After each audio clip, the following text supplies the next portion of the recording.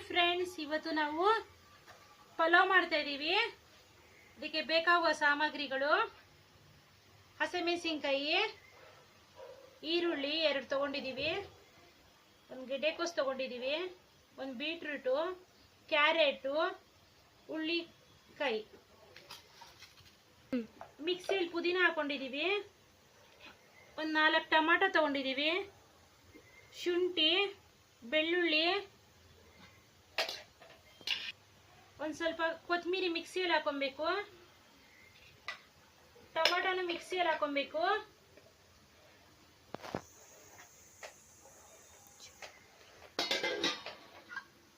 ಇದನ್ನೆಲ್ಲವನ್ನ nice ಮಾಡಬೇಕು.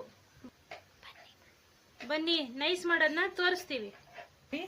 ಒಂದು ಸ್ವಲ್ಪ ಎಣ್ಣೆ ಹಾಕೊತಾ ಇದೀವಿ ಒಗ್ಗರಣೆಗೆ. ನೋಡಿ, ಒಗ್ಗರಣೆಗೆ ಮೆಣಸಿನ್ಕಾಯಿ